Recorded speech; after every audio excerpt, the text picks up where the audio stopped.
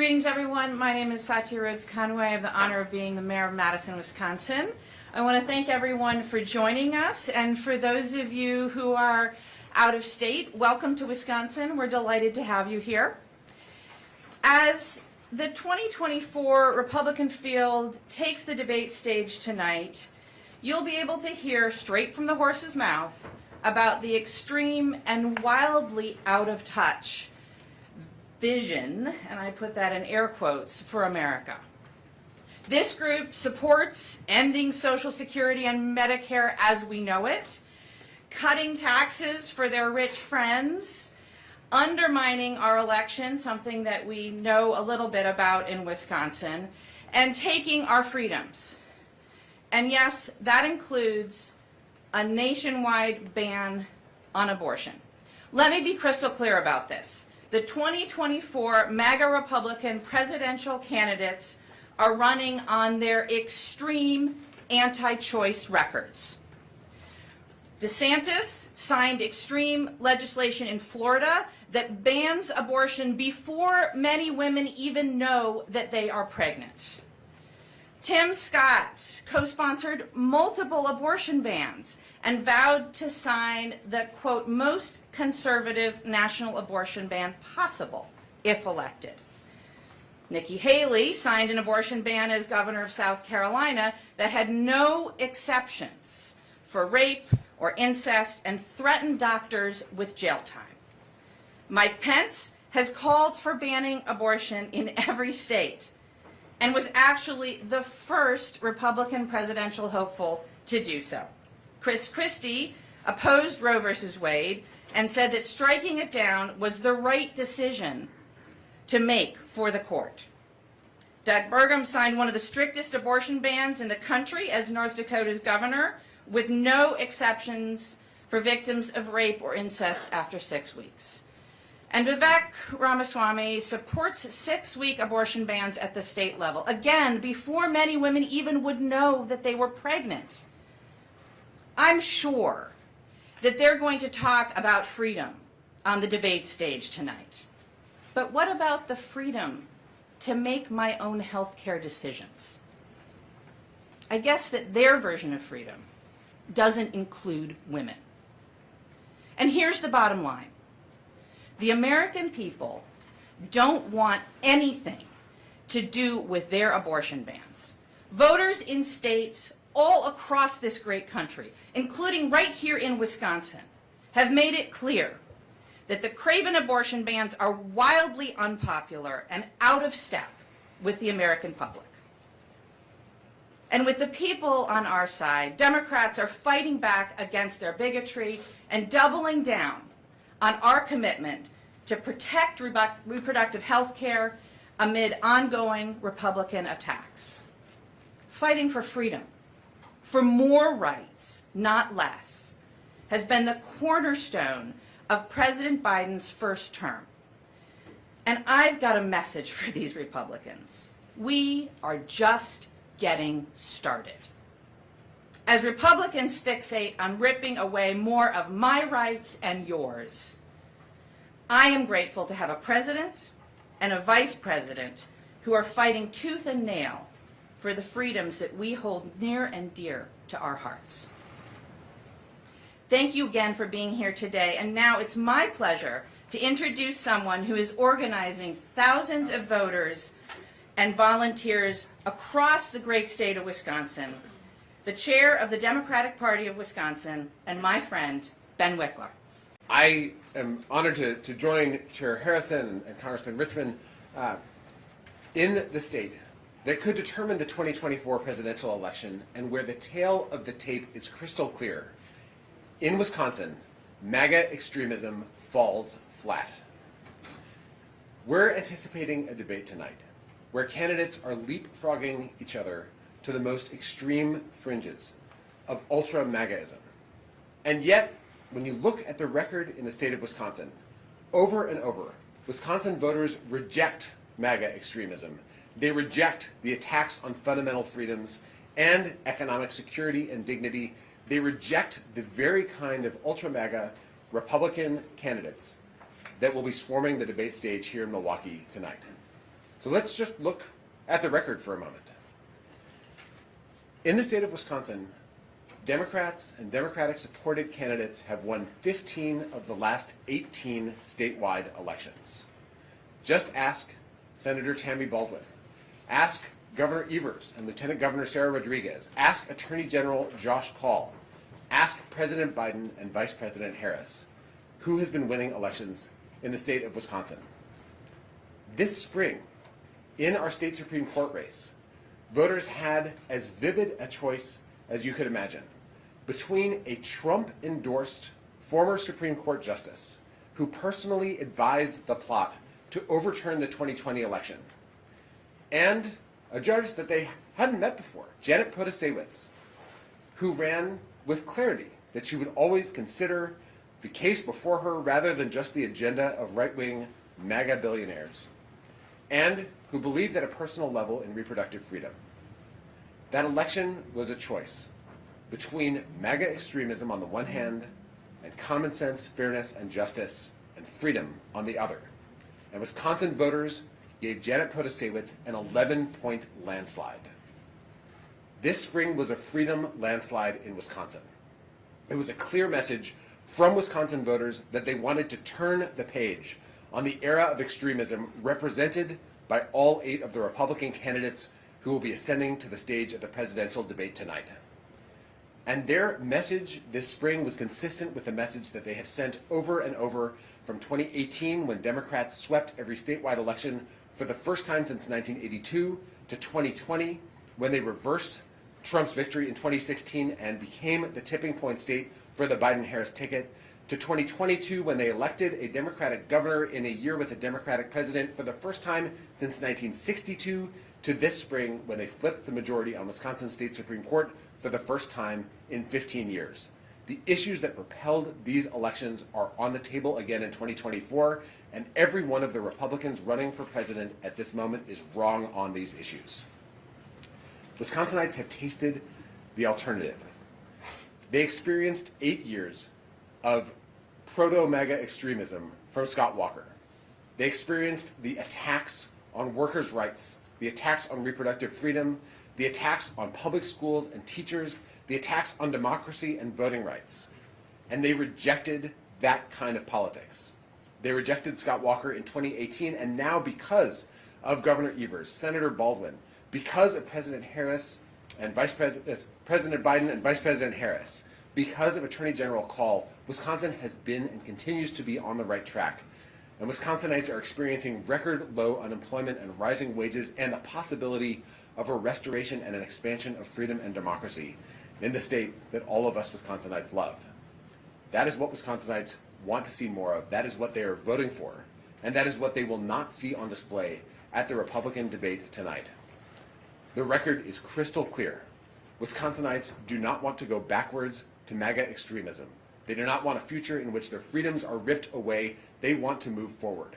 That's our state's motto, and that's what President Biden and Vice President Harris represent. So we are fired up. We are watching. And across the state of Wisconsin, last weekend and weekends all the way from now until November of 2024, Wisconsin Democrats will be knocking on doors, having conversations, organizing, and doing the work to ensure that none of the people we see on this debate stage get anywhere close to the White House. And with that, I'm so honored to introduce someone who believes in the power of organizing and the message of freedom, democracy, and common sense for working people in our country, our great Democratic National Committee Chair, Jamie Harrison. You know, for the past several months, we've seen the 2024 MAGA Republican field crisscross the country.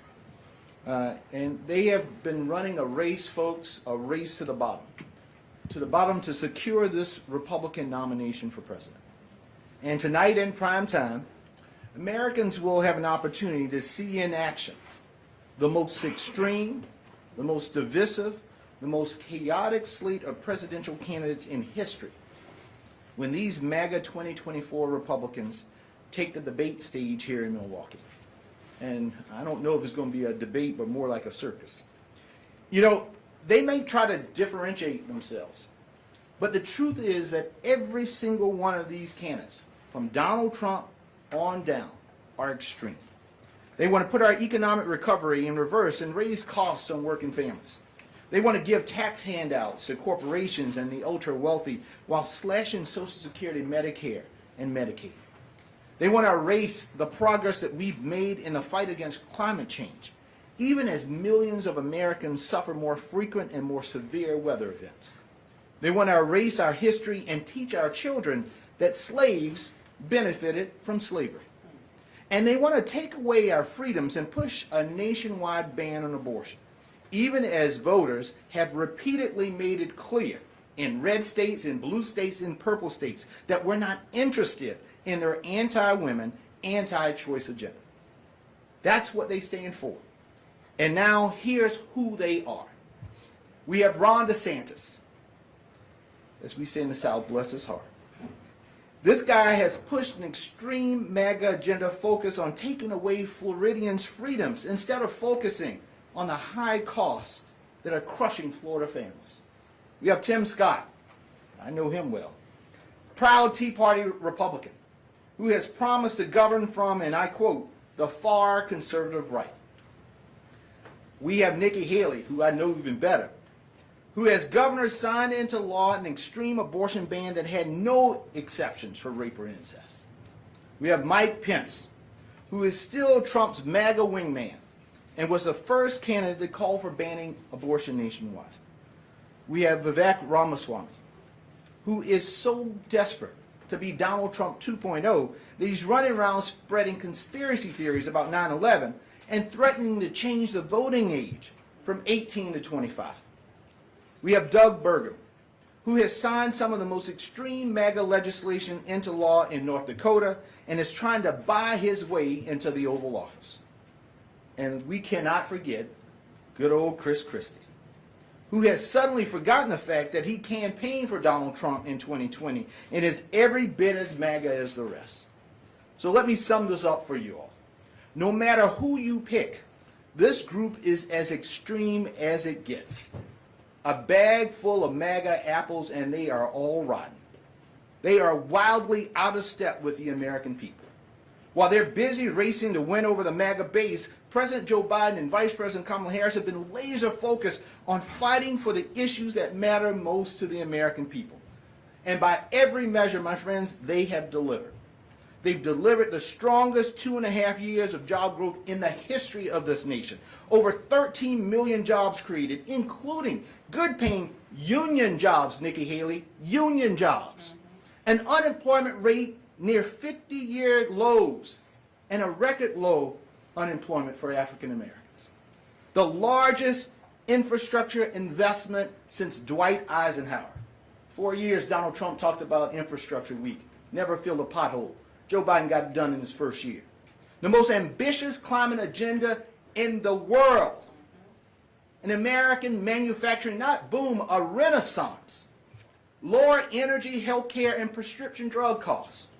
And in Wisconsin alone, where Trump once touted thousands of jobs through a Foxconn project that never materialized, the president's economic agenda has delivered tenfold. Private companies have invested more than $3 billion here in Wisconsin in clean energy infrastructure, including $1 billion for the Great Lakes Restoration Initiative. We provided more than $1 billion in funding to provide affordable, high-speed internet, created more than 135,000 new jobs, and delivered over $145 million in home energy cost savings for families. Folks, that is Bidenomics in action. On one side, we have President Biden and Vice President Harris and Democrats who think that America's best days are ahead of her and focus on the issues that matter most to everyday Americans. And on the other side, we have MAGA Republicans who are fixated on dividing us. They want to take away your freedoms, are skeptical of climate change, and are campaigning on ending Social Security, Medicare, and Medicaid as we know. Contrast couldn't be clearer. In 2020, the American people made their voices heard when they chose unity over division, hope over fear, competence over chaos. And they're going to do it again next November when they send President Biden and Vice President Harris and Democrats up and down the ballot back to the White House, back to Congress, back to state legislatures to finish the job that they've started. Folks, it's indeed my honor and pleasure to welcome to the stage now my good friend, Congressman Cedric Richard. Thank you, Chair Harrison, Chair Wikler, and Mayor Rhodes Conway. Thank you for your public service. Thank you for what you do. And I think it's the best example of the difference between us and those that will debate tonight, is that the focus is always on the American people. It's on them. It's on their community. It's on their families. And how do we make their lives better? And I want to thank both chairs for organizing this so that people understand that there are two parties espousing their values tonight. And you will see one side that is a race to the extremes in order to get to a MAGA base, and the other are the four people assembled here talking about the American people, the challenges they face, and how productive this president was. And I will try my best not to go over some of the things that were already said, but what I do want to focus on, because I was there to witness a lot of it, was the focus and the accomplishments of President Biden and Vice President Harris since the first day that they took office. They've worked to restore the soul of this nation, protect and defend our democracy, protect our fundamental rights of all Americans, and to grow the economy from the bottom up and the middle out. And that, I just want to say, is not just a philosophy, it is a value proposition. Because the president said in his campaign when he started was that the middle class built this country and labor built the middle class. And he wanted to restore that focus on working families. And so when we talk about his first 2.5, 3 years, it's been historic. And I'll just run down some of the things that distinguish us. While Donald Trump had the worst jobs record since Herbert Hoover, President Biden has helped create 13.5 million jobs, the most ever created in 2.5 years. As Jamie mentioned, we have the lowest unemployment rate in almost 50 years, and some of the lowest unemployment for African Americans and Latino families on record. After a recession that was made worse by Trump's failure to tackle the COVID-19 pandemic, President Biden has led the strongest economic recovery of any industrialized nation in the world. And I want to make sure that people understand that President Biden came in office focused on fighting COVID, but also restoring this economy and making sure that we continue to lead the country. The other thing that distinguishes this president from the people that you will hear tonight, when the president talks about COVID and leading us out of COVID, he doesn't talk about it just as a pandemic. He talks about it as the fact that so many people lost husbands and wives and children and parents, and that it was a toll on the families in this country. After President Trump promised to restore manufacturing, even took credit for manufacturing projects that never happened. Jamie mentioned Foxconn here, and there are others. President Biden has ushered in a record number of new manufacturing jobs, and here in the Badger State and all across the country. And what that means is people going back to work, families having another breadwinner in the house. And what the president has always said since day one is that a job is not just about income. It's also about dignity. It's about humanity. And so that's why we have such a focus on the job creation, the historic job creation by this president. We also delivered, unlike the former president touting lowering drug costs, President Biden actually did it. And when you talk about capping insulin at $35 for our seniors, that is a big deal. That means our seniors don't have to make the hard choice between groceries and medicine, or paying their rent or other bills and their medicine. And that's the type of leadership that we are so proud of in the Biden-Harris administration, because again, this is about families. This is not about politics. This is about delivering on purpose and making sure that we fulfill and help our American families. And so when we talk about the Republicans turning a blind eye to the climate crisis, this president has delivered the most expansive address to climate in the history of this country. I'm from New Orleans with Katrina. We see what's happening in Hawaii. We see what's happening California. We see what happens with our forest fires across the country and hurricanes that go from the Gulf of Mexico all the way up to the East Coast. But this president decided to tackle that because, again, this is about the American people. And so while, we had 1 million infrastructure weeks while I was in Congress, the president delivered on none of them, the former president. But this president came together with the leadership that he talked about during the campaign and in a bipartisan manner passed an infrastructure bill. And I know for a fact he hates when I just say an infrastructure bill because that's not how he looks at it. He looks at it like a mother or a father or anyone that's hours that they don't have to sit in traffic every day when they go to work. He looks at it, the fact that there are 10 million households that don't have to drink contaminated water anymore because it's coming through lead pipes. 400,000 daycares in this country where children don't have to drink contaminated water anymore. So again, I will say that this is about the American people for the Biden-Harris administration. And the last thing I'll say on accomplishments, you have a president that actually took on the NRA and beat them. It hasn't been done in over 30 years because he knows it's about our families that are losing loved ones. It's about parents that send their kids to school scared of what's going to happen. It's about the fact that people actually buy armored backpacks for their children. So you'll hear tonight more about banning books than you will about banning assault weapons. And from our president and our vice president, they are focused on making sure that we keep our families safe. So I won't go any further because I prefer to you all to ask questions, but I will just tell you that the difference you will see tonight is a race to the extreme issues that the MAGA base want to talk about and what they want to hear, and you will hear a feeding frenzy in an attempt to do that.